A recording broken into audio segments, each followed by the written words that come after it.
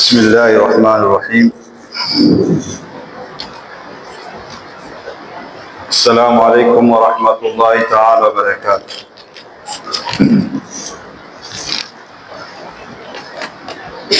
الحمد لله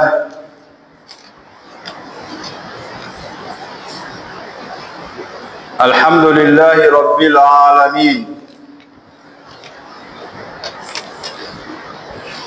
والعاقبة للمتقين،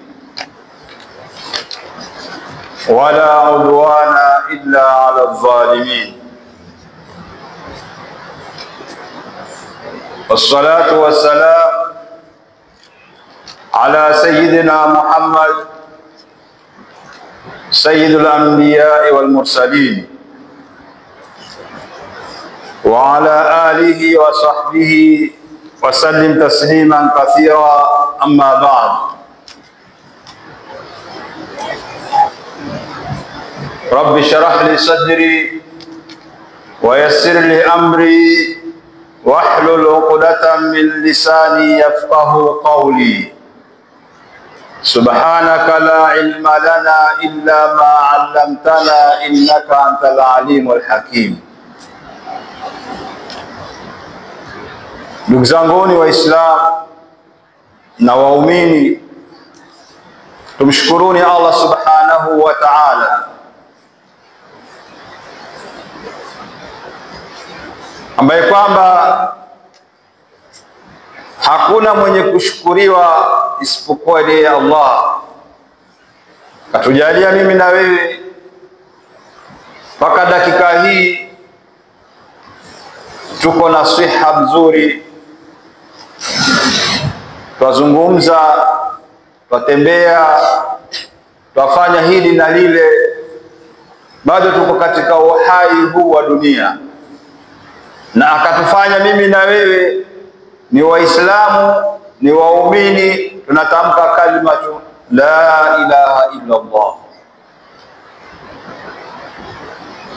Ni wengi wamesikia nidaa ya Allah subhanahu wa ta'ala, hayya ala salah, hayya ala alfalah, lakini ni wengi ambao kwamba bado wana dharura za hapa na pale. Lakini mimi na wewe zile dharura zote tukazikata, kwa sababu Mwenyezi Mungu anasema ya ayyuhalladhina amanu idha nudiya ila salati min yawmil jum'a fas'au ila dhikrillah. Idha nudiya lis-salati min yawmil jum'a fas'au ila dhikrillah wa dharul bay'. Pindi tu unaposikia nida, basi wacha kila kitu chako uje mbio usikize nida kama hii. Mwenyezi Mungu anasema nini? Kwa hivyo tumshukuruni Allah, na lingine kwamba tumeweza kufunga mwezi mtukufu wa Ramadhani. Leo tutasema ni Jumaa la kwanza la mwezi wa Shawwal. Tulikuwa tukisema leo ni Jumaa la kwanza la Ramadhani, leo tutasema ni Jumaa la kwanza la mwezi wa Shawwal. Angalia mwezi wa Ramadhani ulivyopita haraka haraka, ufahamu ya kwamba ni umri wetu ndio umekatika. Ramadhani itakwenda na itarudi, lakini mimi na wewe hatujui kama tutaikuta tena mwezi mtukufu hunu wa Ramadhani. Taufiki iko kwake Allah subhanahu wa ta'ala. Ni kumwomba Mwenyezi Mungu akubali saumu zetu zile tulikuwa tunazifunga katika mwezi mtukufu wa Ramadhani, pamoja na visimamo vyetu na ibada zetu ambazo kwamba tulikuwa tukizifanya katika mwezi mtukufu wa Ramadhani. Na sasa tumeingiliwa na mwezi wa Shawwal, ikiwa leo ni mwezi 5 ya Shawwal. Kuna watu ambao kwamba wameanza kufunga 6. Kwa hivyo haya yote ni katika taufiki yake Allah subhanahu wa ta'ala. Khutba yangu ya leo tutaelezea kuhusu swala. Swala ni katika nguzo tano za Kiislamu ambazo kwamba tumefaradhiwa nazo.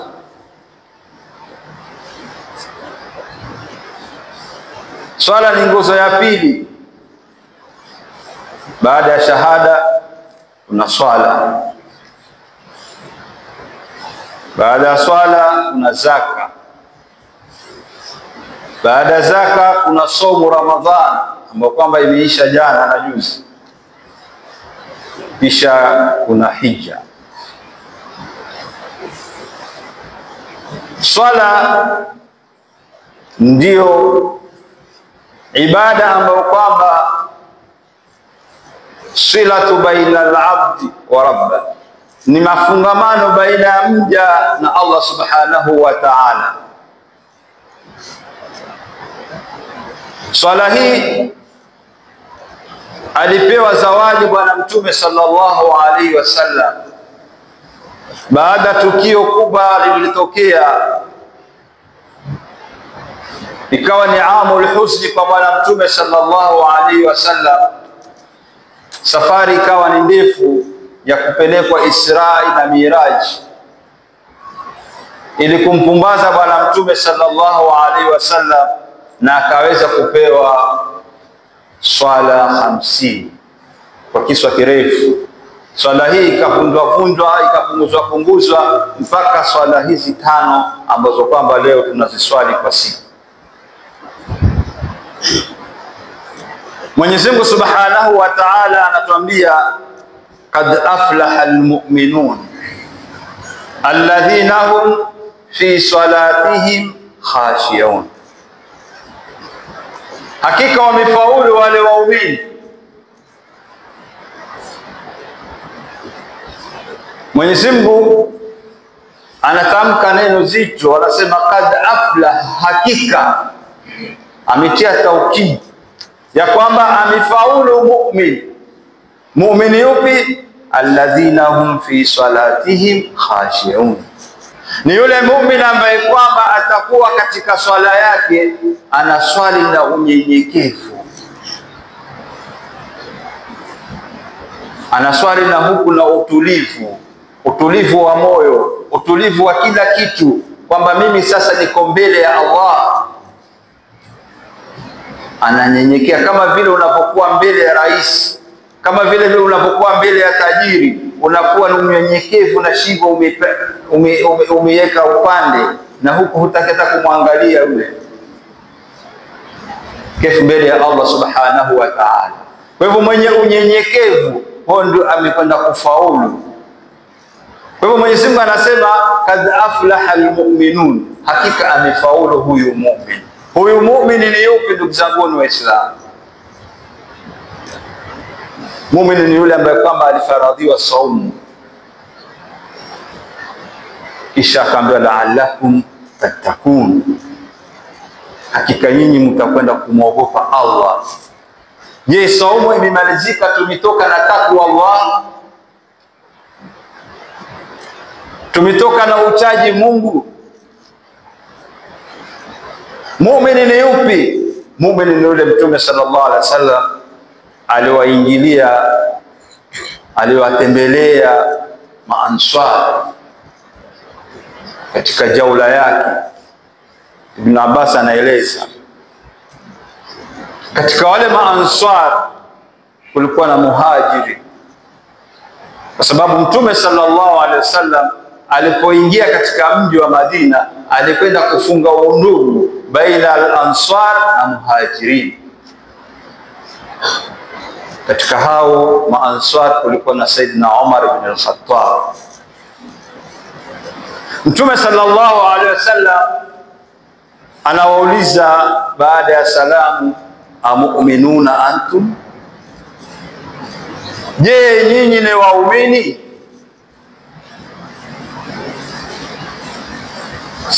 Wakanyamaza, wakasema naam ya Rasulullah, sisi ni waumini. Mtume anaendelea kuwauliza, wama alamatu iman, ni ipi alama ya kwamba nyinyi ni waumini? patie dalili ya kwamba wewe ni muumini. Hapa tukiulizana sisi ni waumini, tutasema naam. Je, dalili ya kwamba mimi na wewe ni waumini ni nini? Leo kila kitu katika ulimwengu huu chataka dalili, chataka ushahidi. Leo unasema hii simu ni yangu, lete ushahidi kwamba hii simu ni yako. Hii ni ploti nimenunua mimi, unaambiwa lete ushahidi. Mimi ni Mkenya, lete kitambulisho kwamba wewe ni Mkenya kweli, lete dalili, lete tutathibitisha vipi kwamba wewe ni Mkenya.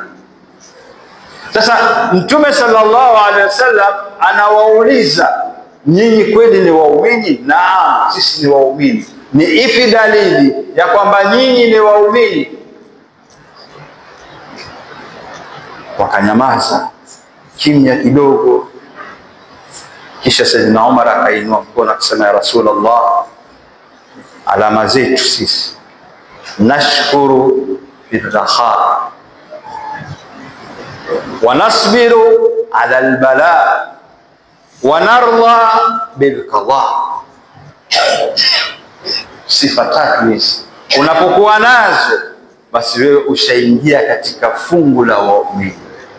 Mtume aliposikia hayo akasema, naam wa rabbul Kaaba antum mu'minun, kweli na hapa kwa yule Mungu wa al-Kaaba nyinyi ni waumini. Nashkuru ala raha, tunamshukuru Mwenyezi Mungu wakati wa raha, wakati una kila kitu, wakati mambo yako yanaenda vizuri, wakati mambo yako kila kitu kinakwenda sawa, unasema alhamdulillah.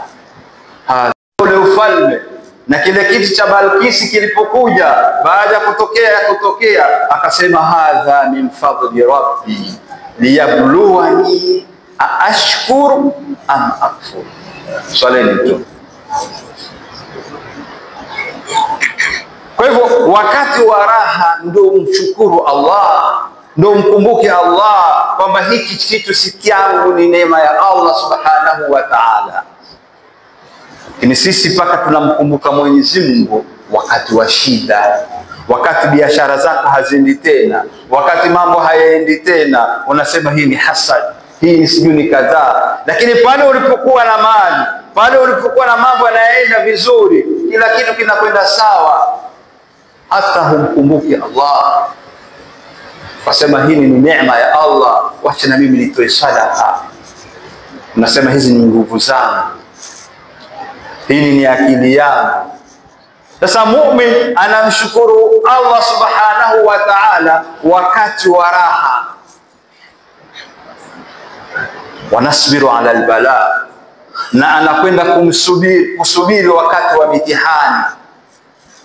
Wakati wa raha anamshukuru Mwenyezi Mungu, na wakati Mwenyezi Mungu subhanahu wa ta'ala anamletea misukosuko, anamletea mitihani, anamletea balaa hii na balaa ile, anasema hii yote katika njia ya Allah subhanahu wa ta'ala. Anasubiri, humwoni kushtaki huyu, humwoni kwenda kwa yule, humwoni kwenda kwa mganga huyu, humwoni yeye, anasema hii yote ni katika kadhaa ya Allah.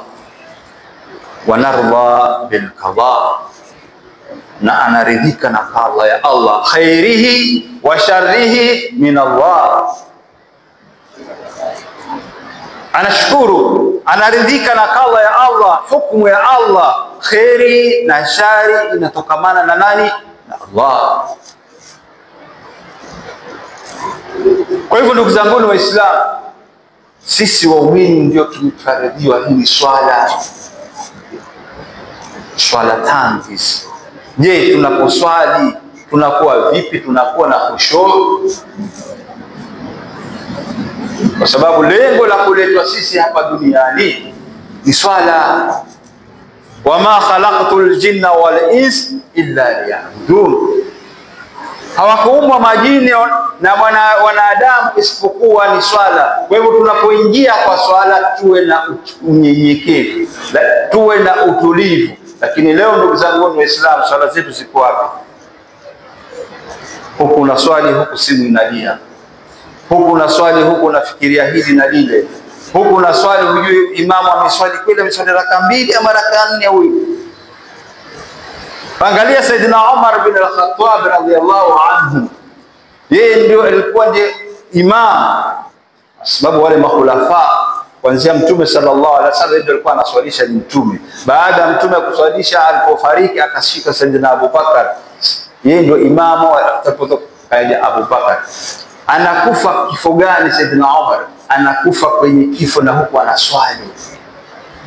Jamaa anaingia na panga, na zamani kwa kuna mataa, usiku ni giza, swala ya alfajiri, na anamdunga Saidina Umar katikati ya swala. Na Saidina Umar hakuvunda swala, na huku anaendelea kuswali. Leo mimi na wewe ndugu zangu Waislamu, simu inalia pia unaondoka kwenye swala. Angalia watu walipokuwa na utulivu, ikawa sababu ya kifo cha Saidina Umar katika swala. Kwa sababu gani? Alikuwa na unyenyekevu. Kwa hiyo tunapokuja katika swala tuwe na unyenyekevu kwamba sisi tuko mbele ya Allah subhanahu wa ta'ala.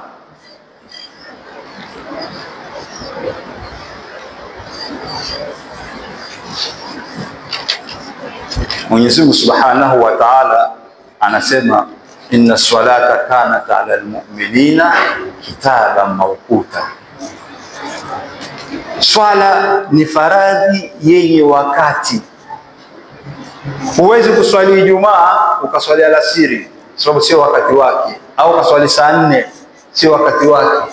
Kwa hivyo kila faradhi ina wakati wake. Kama wewe na mimi tuna wakati, sasa ni wakati saa 7 tumepanga ni wakati wa lunch. Asubuhi tumepanga ni chakula cha asubuhi. Saa 10 tumepanga ni chai ya saa 10. Usiku tumepanga, na wengine wanasema saa hii bwana saa 2 nina kipindi, saa 3 nina kipindi. Amepanga zile nyakati. Allah na amekupangia wakati wa swala ili uende utekeleze faradhi hii ya swala. Ndugu zangu Waislamu, kama tulivyokuwa katika mwezi wa Ramadhani, vipindi vitano tulikuwa tunapatikana katika swala, mpaka swala za tahajjud. Lakini leo ndugu zangu Waislamu, tumekwea tayari. Swala ya Ijumaa hii kama dakika hii msikiti ushajaa. Kwa hivyo swala leo katika mwezi wa Ramadhani tulikuwa na vipindi vitano, zote tulikuwa vimejaa. Lakini leo tuko wapi ndugu zangu Waislamu? Sasa Ramadhani imetuleta ili tuzoee misikitini. Kama vile unaponunua hayawani, mfano kuku, unamleta ndani ya nyumba. Yule kuku siku ile ile huwezi ukamfungua. Umemnunua leo, umemleta nyumbani ili kumfuga, huwezi ukamfungua siku ile ile. Utasema huyu atapotea, kwa sababu ni mgeni. Utamweka kwa wiki moja ndani ya nyumba ili azoee yale mazingira ya pale nyumbani, ili afahamu zile njia. Kisha unasema baada ya wiki moja huyu kuku nikimtoa nje mwenyewe yuaenda kisha iwarudi. Ashazoea. Ashafanya nini? Ashazoea kwa wiki moja kumleta ndani ya ile nyumba, na ashazoea mazingira ya pale, na yuwatoka mwenyewe, yuadona, yuarudi, yuwaka. Kuna haja kumtafuta. Hivi ndugu zangu Waislamu, ndio Ramadhani ilivyotufanya mimi na wewe. Ramadhani imetutoa pale tulipokuwa tumetoka, ikatuleta msikitini katika nyumba hii ili kuweza kuzoea muda wa mwezi mmoja wa Ramadhani, ili tuzoee. Mwadhini unapoadhiniwa tunakuja, mwadhini unapoadhiniwa mpaka wenyewe tunakuwa tunazoea. Ikiwa hayawani aliweza kuzoea kuja nyumbani kwao kwa wiki moja, mimi na wewe tunashindwa siku 30 kuzoea msikiti.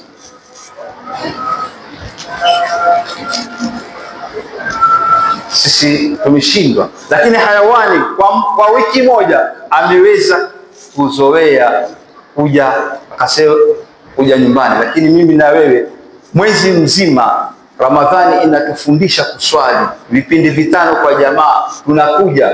Ramadhani ilipomalizika hatuonekani msikitini.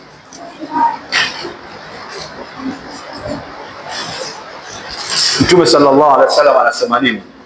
Man tawalla, mwenye kutawala wapi? Nyumbani kwake. Fa ahsana al-udhu'a, na akafanya uzuri kutawala, akatawala vile sheria inavyotakikana afanye, na akafanya uzuri kila kitu. Thumma kharaja, toka sasa nyumbani kwake. Mimi sasa natoka, naenda wapi? Naenda msikitini. Hakuna kitu chenye kumzuia yeye. Mimi natoka nyumbani Jumamosi, Jumapili, mpaka wapi? Mpaka katika nyumba ya Allah.